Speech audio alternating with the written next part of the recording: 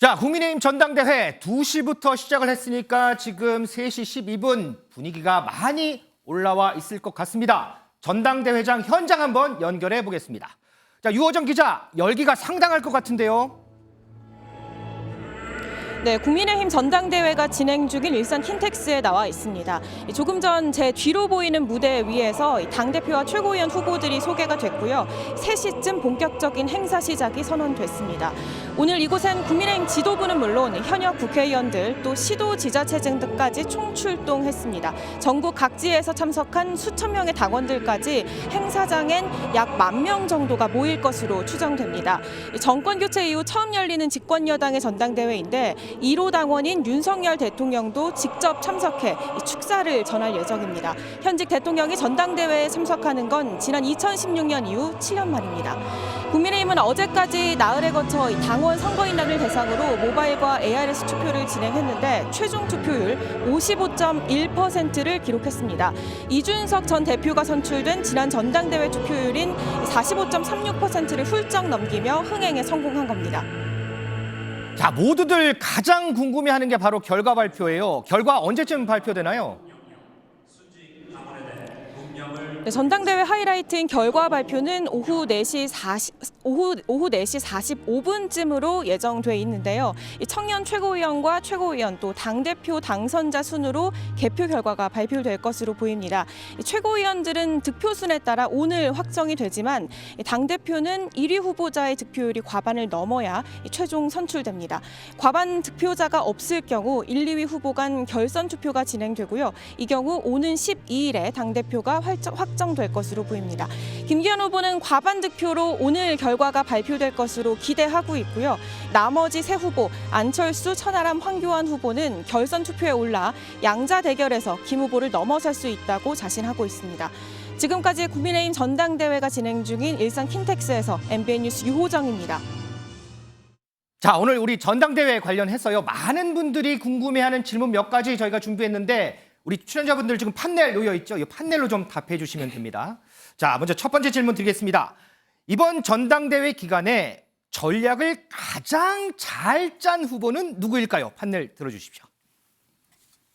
자, 우리 윤희석 전 대변인은 김기현 후보, 이정근 실장도 김기현 후보, 우리 김준일 수석 에디터는 황교안 후보를 들어주셨네요. 좀 다른 대답을 하신 우리 김준일 에디터, 왜 황교안 후보라고 생각하세요?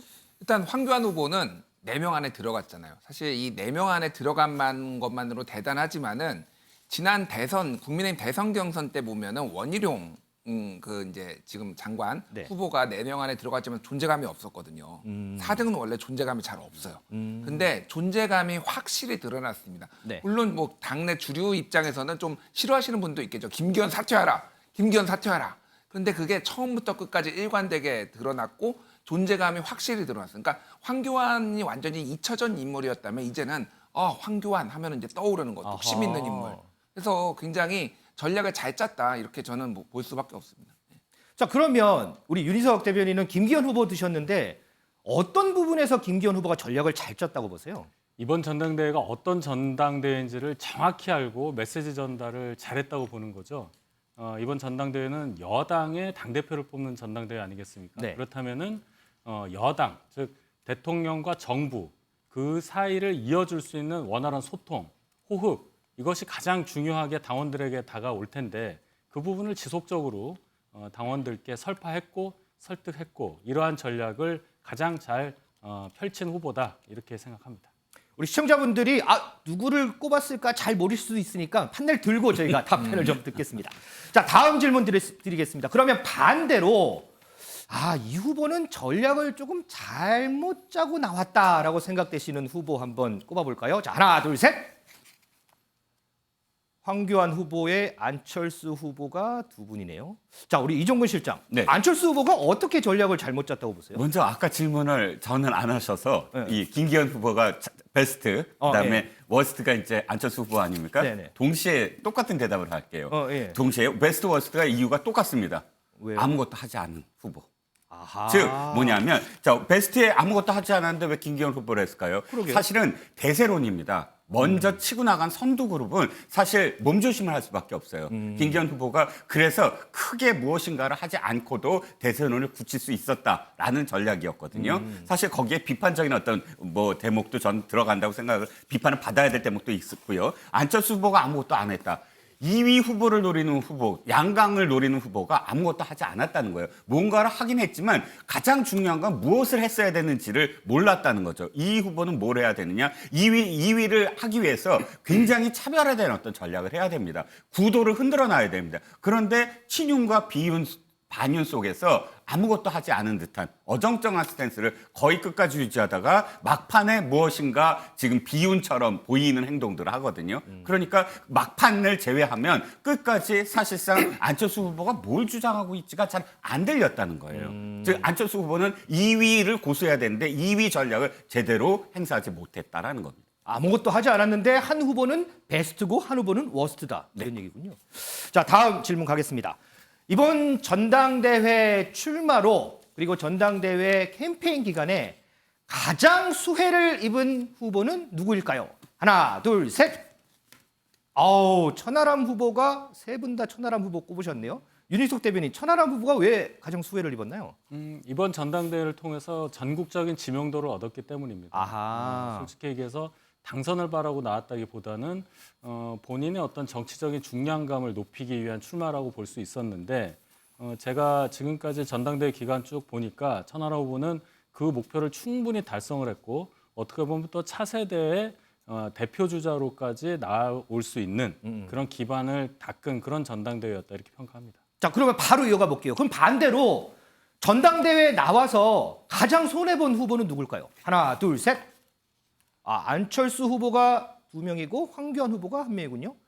김진일 에디터는 왜 안철수 후보가 왜 어떤 손해를 봤어요? 뭐 아까 전에 이종근 실장님께서 설명하신 것과 좀 비슷한 맥락이에요. 그러니까 이게 누가 수혜를 받냐, 누가 손해를 받냐는 기대치의 수준이 좀 달라요. 그러니까 안철수 후보는 사실은 이제 대선 후보급인 거잖아요. 그러면 대선 후보급에 맞는 성적과 결과 그리고 이제 뭐 어떤 캠페인 과정이 있었어야 되는데 보면은 본인의 존재감이 잘 드러나지 않았다. 그리고 여기 치이고 양쪽에 샌드위치로 치이면서 결과적으로 지금 2등을 할지 3등을 할지 모르겠으나 만에 하나 3등을 한다. 천하람 후보에 밀려서. 그랬을 경우에는 정치적으로도 치명상을 입을 가능성을 배제를 할 수가 없는 거죠.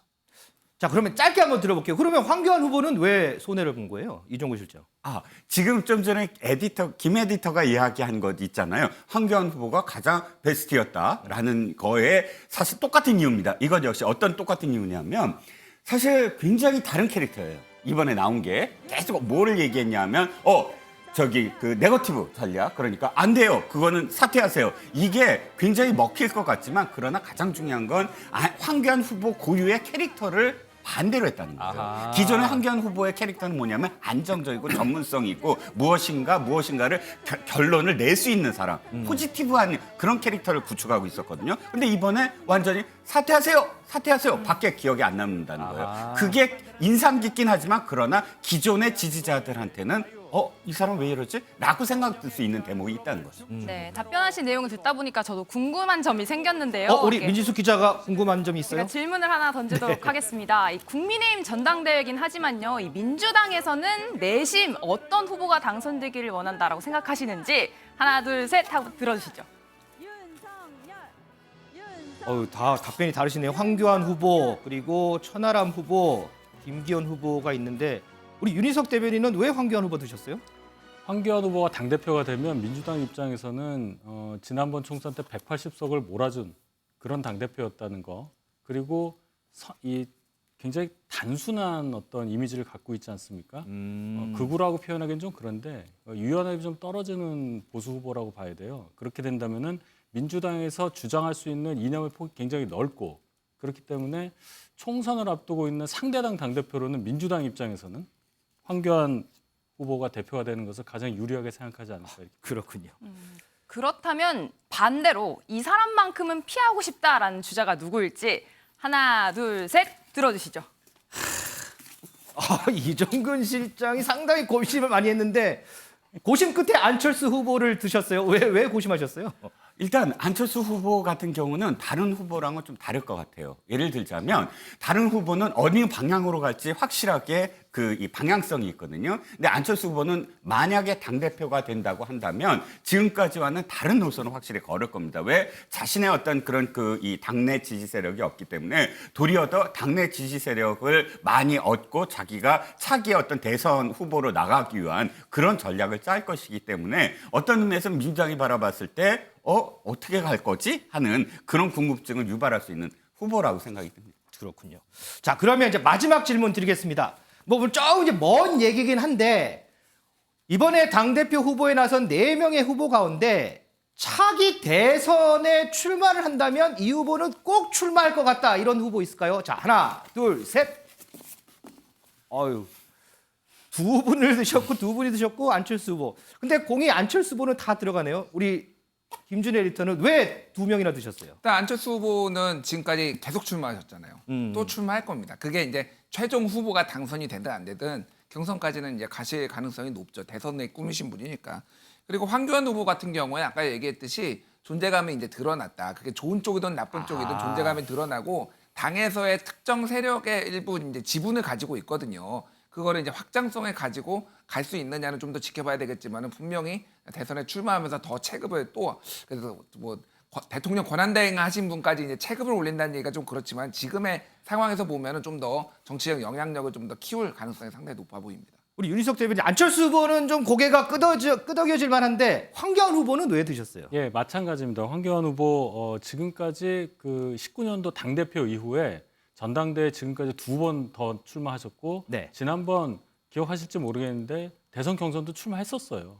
이분은 끝까지 대통령을 향한 그런 욕망을 갖고 있는 분이라고 판단을 하고 그 전초전으로 또 이번 전당대회도 나갔다고 판단을 해야 되기 때문에 일정 부분 그래도 지분을 갖고 있는 입장에서 당연히 차기 대선에도 출마할 거라고 봅니다. 자, 이번에 출마한 당대표 후보 4명에 대해서 저희가 여러 가지 좀 질문을 해봤는데